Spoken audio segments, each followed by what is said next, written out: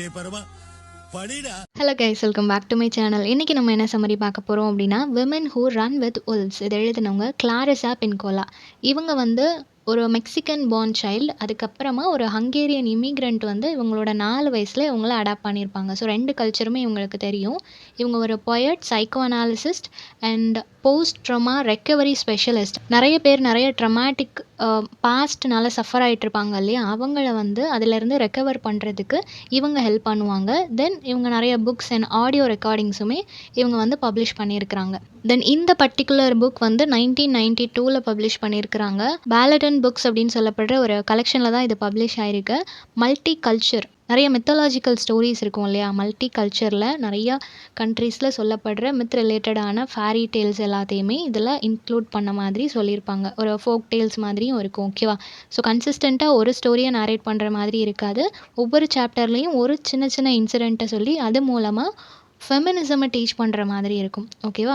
So இதில் வந்து slightly நான் ஃபிக்ஷனல் எலமெண்ட்ஸும் இருக்கும். சில ஃபேரி டேல்ஸை சொன்னாலும் அதுக்கப்புறமா அவங்க எக்ஸ்பீரியன்ஸ் பண்ண சில விஷயங்களை வச்சு அவங்க ஒரு விமன் எப்படி இருக்கணும் அப்படின்றத வந்து நரேட் பண்ணியிருப்பாங்க. ஸோ இது வந்து ஓவராலாக 35 லாங்குவேஜில் இதை ட்ரான்ஸ்லேட் பண்ணியிருக்கிறாங்க. இதில் மொத்தமாக 15 சாப்டர்ஸ் இருக்குது. இந்த வீடியோவில் ஃபர்ஸ்ட்டு 7 சாப்டர்ஸோட எக்ஸ்ப்ளனேஷன் பார்க்கலாம்.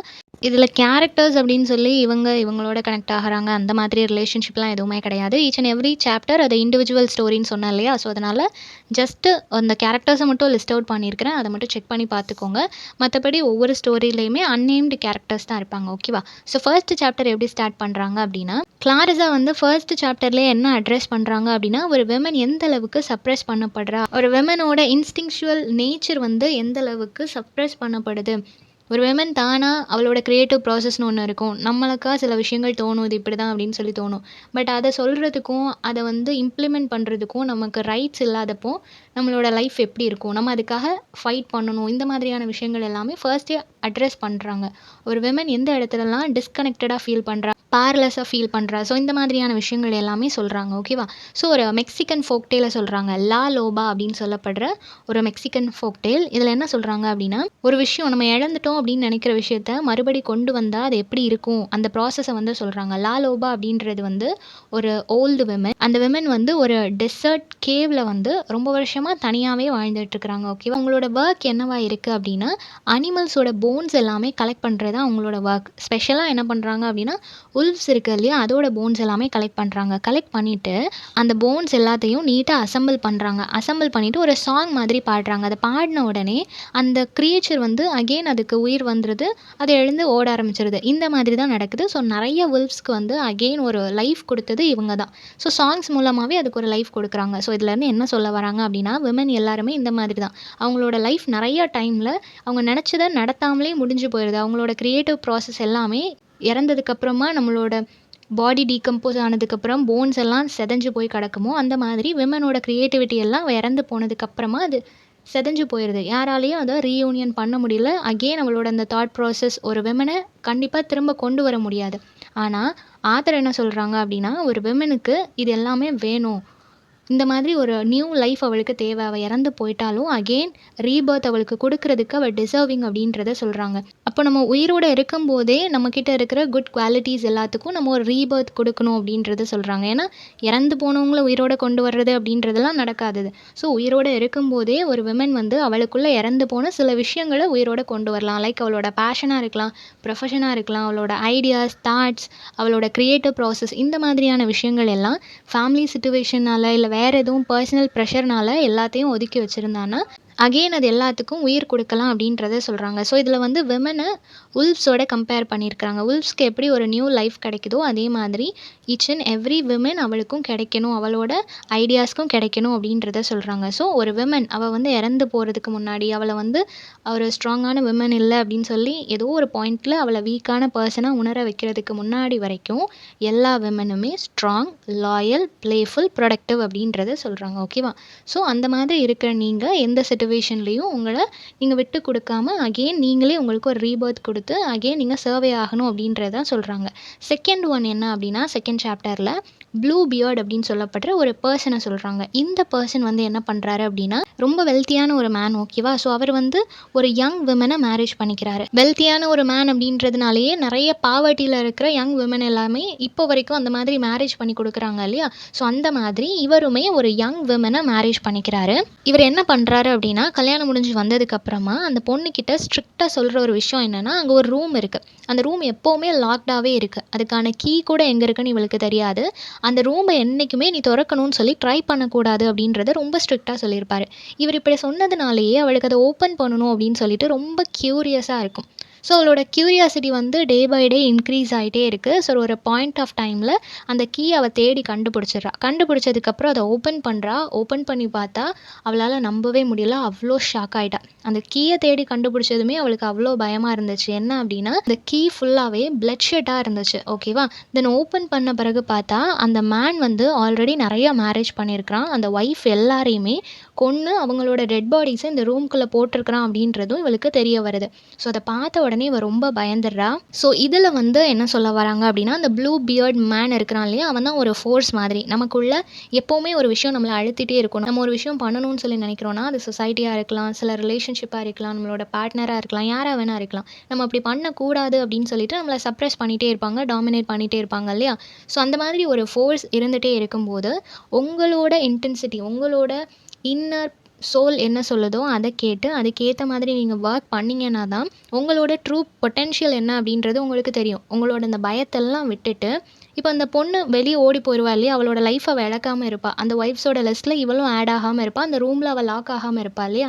ஸோ அதனால் என்றைக்கு நீங்கள் உங்கள் பயத்தை விட்டு வெளியே வர்றீங்களோ, உங்களோட இன்னர் செல்ஃப் என்ன சொல்லுதோ அதை கேட்குறீங்களோ, அப்போ வந்துட்டு உங்கள் லைஃபே சேவ் ஆகிறதுக்கு சான்சஸ் இருக்குது அப்படின்றது சொல்கிறாங்க. So every women should be brave.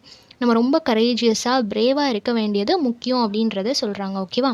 Then 3rd சாப்டரில் என்ன சொல்கிறாங்க அப்படின்னா இது ஒரு ரஷ்யன் ஃபோக்டேல். இதில் வந்து வசாலிசா அப்படின்னு சொல்லப்படுற ஒரு டையிங் மாம் இருக்கிறாங்க, ஓகேவா. அவங்க வந்து அவங்களோட பொண்ணுக்கிட்ட ஒரு மேஜிக் டால் ஒன்று கொடுத்துட்டு மாம் வந்து என்ன இன்ஸ்ட்ரக்ட் பண்ணுறாங்க அப்படின்னா இந்த டால்க்கு வந்து நீ ஃபீட் பண்ணணும் அப்படின்னு சொல்கிறாங்க. விச் மீன்ஸ் அந்த டால் வந்து அது ஒரு டாலாக இருந்தாலும் அது வந்து உன்னை கைட் பண்ணும், அது உன்னை பார்த்துக்கும் அப்படின்னு சொல்லிட்டு அந்த அம்மா நம்புகிறாங்க. அது ஒரு மேஜிக் டால் இல்லையா. ஸோ அதனால் அவங்க நம்புகிறாங்க. அவங்க இறந்து போகிறாங்க அப்படின்றதுனால அந்த டால் கையில் அந்த பொண்ணை வந்து பிடிச்சி கொடுத்துட்றாங்க. இப்போது அந்த வீட்டில் இவளுக்கு ஸ்டெப் மாம் இருக்கிறாங்க, தென் ஸ்டெப் சிஸ்டர்ஸும் இருக்கிறாங்க, ஓகேவா. அவங்க எல்லாருமே இவளை ரொம்ப டார்ச்சர் பண்ணிகிட்டே இருப்பாங்க. இவள் வந்து எப்போவுமே அந்த டாலோட அவள் லைஃப்பை வந்து ஸ்பெண்ட் பண்ணிகிட்ருக்கிறா. இப்போது இவங்க எல்லாரும் அவளை ரொம்ப இல்ட்ரேட் பண்ணிகிட்ருக்கிற அந்த சமயத்தில் ஒரு நாள் அவங்க என்ன சொல்கிறாங்க அப்படின்னா நீ போய் காட்டுக்குள்ளே ஃபயர் வந்து எடுத்துகிட்டு வரணும், பாபா யாகா அப்படின்னு சொல்லப்படுற ஒரு பர்சன் உள்ளே இருப்பாங்க, அவங்கக்கிட்ட போயிட்டு நீ ஃபயர் வாங்கிட்டு வா அப்படின்னு சொல்லி அனுப்பி வைக்கிறாங்க. இவங்களுக்கு தெரியும் அந்த பாபா அப்படின்றவங்க ஒரு விச், ரொம்பவே டேஞ்சரஸான ஒரு லேடி அப்படின்றது இவங்களுக்கு தெரியும். ஸோ அவளை வந்து கொலை பண்ணிடலான்ற பிளானில் தான் நெருப்பு வாங்கிட்டு வான்னு சொல்லி அனுப்பி வைக்கிறாங்க. இவளும் அந்த டால் எடுத்துகிட்டு அதோட கைடன்ஸோட அந்த காட்டுக்குள்ளே போகிறா. போகும்போது நிறைய சேலஞ்சஸ் எல்லாமே ஒரு ஃபேஸ் பண்ணுறா. இருந்தாலும் அந்த ஹட்டை ரீச் பண்ணிடுறா. அவங்க வந்துட்டு இவளுக்கு ஒரு இம்பாசிபிளான ஒரு டாஸ்க்கை கொடுக்குறாங்க. இவ அந்த டாலோட ஹெல்ப்போட அந்த டாஸ்க்கை வந்து கம்ப்ளீட் பண்ணிடுறா. பண்ணி முடிச்சதுக்கப்புறமா நீ இதை பண்ணிட்டேன்னு சொல்லிட்டு அவங்க ஆச்சரியத்தில் அவளுக்கு ஒரு ரிவார்ட் மாதிரி ஒன்று ஆஃபர் பண்ணுறாங்க. அது ஒரு ஸ்கல் லேட்டன், ஓகேவா. அதை வந்து ஆஃபர் பண்ணுறாங்க. ஸோ அதில் வந்து ஃபயரும் இருக்குது. ஸோ அந்த ஃபயர் எடுத்துகிட்டு இவள் வீட்டுக்கு போகிறா. இவள் வந்து ஜஸ்ட் அது ஒரு ரிவார்டாக நினச்சிட்டு வாங்கிக்கிறா. தென் இவளுக்கு ஃபயரும் வேணும், அதுவும் அதில் இருக்குது அப்படின்றதுனால வாங்கிட்டு வீட்டுக்கு வந்துடுறா. இங்கே வந்ததுக்கப்புறமா இங்கே அவளோட ஸ்டெப் மாம் இருக்கிறாங்க இல்லையா, அவங்கக்கிட்ட அதை கொடுக்குறா. ஆனால் கொடுக்குற அந்த சமயத்தில் அந்த ஃபயர் வந்து ஓவராலாக அந்த ஸ்டெப் சிஸ்டர்ஸ் அண்ட் மதர் அந்த ஃபேமிலி ஃபுல்லாகவே அது பேர்ன் பண்ணிடுச்சு. ஸோ இவள் வந்து இப்போ ஃப்ரீ ஆகிட்டா. அவளை டார்ச்சர் பண்ணுறதுக்கு அங்கே யாருமே இல்லை. இவளோட லைஃப் வந்து இப்போ சேவ் ஆகிடுச்சு. ஸோ இதுலேருந்து என்ன சொல்கிறாங்க அப்படின்னா நம்ம ஒரு ப்ராப்பரான ஒரு கைடன்ஸோட நம்மளோட ஒர்க்கை பண்ணிகிட்டு இருந்தோம், நமக்கு நம்ம ட்ரூத்ஃபுல்லாக லாயலாக இருந்தோம் அப்படின்னா ஒரு சுப்ரீம் பவர் வந்து நமக்கு ஹெல்ப் பண்ணும். லைஃப்பில் இருக்கிற எல்லா சேலஞ்சஸையும் ஃபேஸ் பண்ணுறதுக்கு, எல்லாத்துலேயும் வின் பண்ணுறதுக்கு, நமக்கு ஒரு நல்ல டேஸ் வந்து சீக்கிரமாக வர்றதுக்கு இந்த ஒரு சுப்ரீம் பவர் ஹெல்ப் பண்ணும். ஸோ நமக்கு நம்ம ட்ரூத்ஃபுல்லாக இருந்தால் போதும், லாயலாக இருந்தால் போதும். நமக்குன்னு ஒரு பர்சனை காட் சென்ட் பண்ணியிருப்பாங்க இல்லையா, அவங்க சொல்கிறத நம்ம கேட்டால் போதும். இப்போ அவங்க அம்மா சொன்ன மாதிரி அந்த டாலோட பேச்சை கேட்டு அது கைட் பண்ணுற மாதிரியே இவள் நடந்ததுனால தானே இப்போ அவளோட லைஃப் வந்து சேஃபாக இருக்குது. ஸோ அந்த மாதிரி ஈச் அண்ட் எவ்ரி விமன் அவங்களோட பவர் என்னன்னு சொல்லி தெரிஞ்சு தெரிஞ்சுட்டு குட் ரிலேஷன்ஷிப்பில் இருக்கிற பீப்புள் சொல்கிறத மட்டும் கேட்டு இருந்தாங்க அப்படின்னா சூன் அவங்களோட லைஃப் நல்லா இருக்கும் அப்படின்றத சொல்கிறாங்க. 4th சாப்டர் என்ன அப்படின்னா இதில் வந்து ஒரு ஸ்கெல்டன் விமனோட ஸ்டோரியை சொல்கிறாங்க. ஒரு ஃபிஷர் மேன் இருக்கிறாரு. அவர் வந்து ஃபிஷ்ஷிங் பண்ணும்போது அந்த நெட்டில் வந்து அந்த ஹூக்ஸ் இருக்கும் இல்லையா, அதில் வந்து ஃபிஷ்ஷை பிடிக்கணும் அப்படின்றதுக்காக ஒரு சீலையே விழுந்து இறந்து போன ஒரு விமனோட போன்ஸ் அங்கங்கே கிடக்குது. ஸோ அந்த போன்ஸ் எல்லாம் எடுத்து அந்த ஹூக்ஸ்லலாம் மாட்டி விட்டு அவர் வந்து அந்த நெட்டை போடுறாரு. அதுக்கப்புறம் அவர் எடுத்துகிட்டு வீட்டுக்கு போகிறதுக்கு கிளம்பும்போது அந்த போன்ஸ் எல்லாம் அதுலேயே இருக்குது. அது ஃபிஷ் எடுக்கவே இல்லை. ஸோ அந்த போன்ஸ் எல்லாம் அதில் நல்லா டைட்டாக மாட்டிக்குது. அதோட சேர்ந்து இவர் வீட்டுக்கும் வந்துடுறாரு. ஸோ இவருக்கு வந்து அந்த விமன் இவரை ஃபாலோ பண்ணுற மாதிரி ஒரு ஃபீல் இருக்குது. இன்னொரு லைஃப் அவங்களுக்கு வேணும்னு சொல்லி கேட்குற மாதிரி இவருக்கு ஒரு ஃபீல் இருக்குது. அவருக்கு அந்த பொண்ணு மேலே ரொம்ப இரக்கமாயிடுச்சு. சரி நம்ம அவளுக்கு லைஃப் கொடுக்கலாமே அப்படின்னு சொல்லி நினைக்கிறாரு. ஸோ என்ன பண்ணுறாரு அப்படின்னா அந்த நெட்டில் இருந்து அந்த போன்ஸ் எல்லாம் எடுத்துகிட்டு மிச்சம் உள்ள போன்ஸையும் கலெக்ட் பண்ணி அது எல்லாத்தையும் நீட்டாக அரேஞ்ச் பண்ணிவிட்டு ஒரு சாங் ஒன்று பாடுறாரு. அது பாடும்போது அந்த விமனுக்கு வந்து ஃப்ளஷ் அண்ட் பிளட்டோட அவங்க ப்ராப்பரான ஒரு விமனாக மாறிடுறாங்க. எப்படி இறந்து போனாங்களோ அதே மாதிரியான விமனாக மாறிடுறாங்க. அந்த விமன் வந்து பீஸ்ஃபுல்லாக அவரோட வீட்டிலேயே ஸ்டே பண்ணி லைஃப்பை வந்து ஸ்டார்ட் பண்ணிடுறாங்க. ஸோ இதிலேருந்து என்ன சொல்கிறாங்க அப்படின்னா cycle of loss and renewal. நம்ம லைஃப்பில் வந்து சில விஷயங்கள் நம்ம இழந்துட்டோம் அப்படின்னு சொல்லி நினைப்போம் இல்லையா, பட் அது வந்து அகெயின் அதை விட பெட்டரான ஒரு விஷயத்தால் ரீப்ளேஸ் பண்ணப்படுறதுக்கு சான்சஸ் இருக்குது. ஸோ அது வரைக்கும் நம்ம வெயிட் பண்ணணும். ஒரு பெட்டர் பிளேஸை நம்ம பார்க்குறதுக்கு முன்னாடி நிறைய அப்ஸ் அண்ட் டவுன்ஸ் அப்டக்கிள்ஸ் எல்லாமே நம்ம ஃபேஸ் பண்ண வேண்டியது இருக்கும் இல்லையா. ஸோ ஒரு குட் விமன், ஒரு வாரியர் லைக் விமன் அப்படின்றவங்க இது எல்லாத்தையுமே ஃபேஸ் பண்ணி தான் ஆகணும் அப்படின்றத சொல்கிறாங்க. 5th ஒன் என்ன அப்படின்னா த ஒயிட் பியர் கிங். இது வந்து ஒரு பியரோட ஸ்டோரி, ஓகேவா. ஸோ இதில் வந்து என்ன சொல்கிறாங்க அப்படின்னா ஒரு யங் விமன் வந்து ஒரு ஒயிட் பியரை மேரேஜ் பண்ணிக்கிறாங்க. ஒரு வெள்ளை கலரில் இருக்கக்கூடிய ஒரு கரடியை வந்து மேரேஜ் பண்ணிக்கிறாங்க. அவங்க அதை மேரேஜ் பண்ணிக்க வேண்டிய சிச்சுவேஷன் ஆகிடுச்சு, அதனால மேரேஜ் பண்ணிக்கிறாங்க. பட் ஆக்சுவலாக அந்த கரடிக்குள்ளே இருக்கிறது ஒரு பிரின்ஸ், ஓகேவா. அவரை வந்து ஒரு லேடி மேஜிக் பண்ணி இந்த மாதிரி கரடியாக மாற்றிருப்பாங்க. இந்த விமன் அங்கே போனவங்க அந்த கரடியை மேரேஜ் பண்ணிக்கிற மாதிரி ஒரு சிச்சுவேஷன் ஆயிரும். ஸோ மேரேஜ் பண்ணிக்கிறாங்க. அந்த காட்டுக்குள்ளேயே நிறைய ரெஸ்ட்ரிக்ஷன்ஸ் எல்லாமே அந்த மேஜிக் பண்ண லேடி போட்டு வச்சுருக்கிறாங்க. அது எல்லாத்தையுமே இந்த கேர்ள் மீறினதுனால இந்த கேர்ள் வந்து அந்த பூதம் மாதிரி இருக்கக்கூடிய அந்த ஒரு குவீனை மீட் பண்ணுற மாதிரியான ஒரு சிச்சுவேஷன் வருது. ஸோ இவங்க போய் அந்த குவீனை மீட் பண்ணுறாங்க. அவங்கள பார்த்ததுக்கப்புறம் தான் தெரிய வருது அவர் ஒரு பிரின்ஸ் அப்படின்னும், அவர் இவங்களோட அந்த மேஜிக்கில் தான் மாட்டிகிட்ருக்கிறாரு அப்படின்றது தெரிஞ்ச உடனே அவருக்கு ஹெல்ப் பண்ணணும் அப்படின்னு சொல்லி முடிவு பண்ணுறாங்க. ஸோ நிறைய ஜேர்னி எல்லாம் போக வேண்டியது இருக்குது. நிறைய அப்டக்கிள்ஸ் எல்லாம் அவங்க ஃபேஸ் பண்ணுறாங்க. எல்லா சேலஞ்சையும் ஓவர் கம் பண்ணி வராங்க. தென் ஒரு இன்டெலிஜென்ட் விமனை மீட் பண்ணுறாங்க வழியில். அவங்க நிறைய ஹெல்ப் பண்ணுறாங்க. எப்படியெல்லாம் போகணும், எப்படி இந்த மேஜிக்கை பிரேக் பண்ணணும் எல்லாமே சொல்லி கொடுக்குறாங்க. ஸோ எல்லாத்தையும் தெரிஞ்சுக்கிட்டதுக்கு அப்புறமா அட் லாஸ்ட் அந்த பிரின்ஸை வந்து அவங்க ரெஸ்கியூ பண்ணிட்டாங்க. இப்போ பிரின்ஸ் வந்து ஒரு நார்மலான பர்சனாக மாறிட்டார். ஸோ இப்போ அவங்க 2 பேரும் பீஸ்ஃபுல்லான ஒரு லைஃப்பை லீட் பண்ணுறாங்க. ஸோ ஓவராலாக அவங்க என்ன சொல்ல வராங்க அப்படின்னா எந்த அளவுக்கு நம்மளோட லைஃப் ஜேர்னியில் நம்ம ஃபோக்கஸ்டாகவும் டெடிக்கேஷனோடையும் இருந்தோன்னா கண்டிப்பாக டெஸ்டினி வந்து ரொம்ப பர்ஃபெக்டாக நீட்டாக இருக்கும். நம்ம என்ன எக்ஸ்பெக்ட் பண்ணமோ அந்த மாதிரியான ஒரு அவுட்புட் நமக்கு கிடைக்கும் அப்படின்றத சொல்கிறாங்க. So consistency and also dedication, ஃபோக்கஸை நம்ம மிஸ் பண்ணாமல் எந்த இடத்துலையும் டிஸ்ட்ராக்ட் ஆகாமல் நம்ம போனோம் அப்படின்னா கண்டிப்பாக அந்த ஜேர்னி வந்து பர்ஃபெக்டான ஒரு டெஸ்டினிக்கு நம்மளை கூட்டிகிட்டு போகும் அப்படின்றத சொல்கிறாங்க. 6th ஒன் என்ன அப்படின்னா ஒரு ஸ்வானோட எக். ஸ்வான்னா என்னது, அன்னப்பறவை இருக்குல்ல, அதோட எக் வந்து மிஸ்டேக்காக அந்த ஸ்வான் என்ன பண்ணிடுச்சு அப்படின்னா டக்ஸோட எக்ஸுக்கு நடுவில் இந்த ஒரு ஸ்வான் எக்கையும் போட்டுட்டு போயிடுச்சு. ஸோ அதுக்கு வந்து தெரியல, அது இடம் மாற்றி அந்த எக்ஸை வச்சிடுச்சு அப்படின்றது ஸ்வானுக்கு தெரியலை. ஸோ இப்போ டக்ஸோட எக்ஸ் இருக்கும் இல்லையா, அந்த இடத்துல தான் ஒரு ஸ்வானோட எக்கும் இருக்குது. இப்போ ஒரு பாயிண்டில் அந்த லிட்டில் டக்ஸ் அண்ட் அந்த ஸ்வான் எல்லாமே வெளியே வந்துடுச்சு. வெளியே வரும்போது பார்த்தா இந்த ஸ்வானுக்கு அது இருக்கிற இடம் கம்ஃபர்டபுளாகவே இல்லை. எல்லாரும் ஒரு மாதிரி இருக்கிறாங்க, நம்ம மட்டும் வித்தியாசமாக இருக்கிறோமே அப்படின்னு சொல்லிட்டு அதுக்கு ஏதோ அன்கம்ஃபர்டபுளாகவே ஃபீல் ஆகுது. நிறைய ப்ராப்ளம்ஸ் எல்லாமே ஃபேஸ் பண்ணுது. அட்லாஸ்ட் அதோட ட்ரூ ஐடென்டிட்டியை அது வந்து தெரிஞ்சுக்குது. எப்படி அப்படின்னா தூரத்தில் நிறைய ஸ்வான்ஸை வந்து அது பார்க்கும்போது தான் ஓகே நம்ம வந்து ஒரு ஏலியன் மாதிரி இங்கே இருக்கிறோம், இது நம்மளோட ஐடென்டிட்டி இல்லை அப்படின்றத தெரிஞ்சுட்டு அது வந்து அதோட இடத்துக்கே போகுது.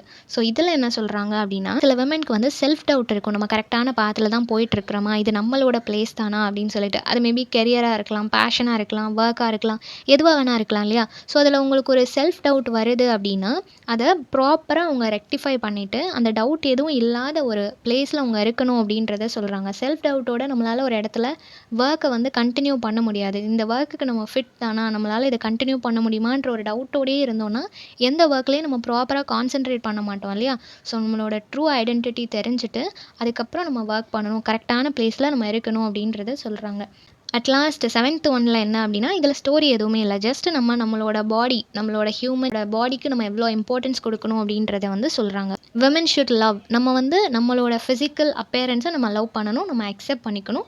ஓகே, இதுதான் என்னோட பாடி ஸ்ட்ரக்சர், என்னோட அப்பேரன்ஸ் இது இப்படி தான் இருக்கும். நான் ஃபேட்டா இருக்கிறேன்னா ஓகே, நான் டார்க்கா இருக்கிறேன்னா ஓகே, இல்ல லீனா இருக்கிறேன்னா எதுவா இருந்தாலும் இதுதான் என்னோட அப்பியரன்ஸ், இதுதான் என்னோட ஐடென்டிட்டி அப்படின்னு சொல்லி அத அக்செப்ட் பண்ணிக்கணும். ஓகேவா?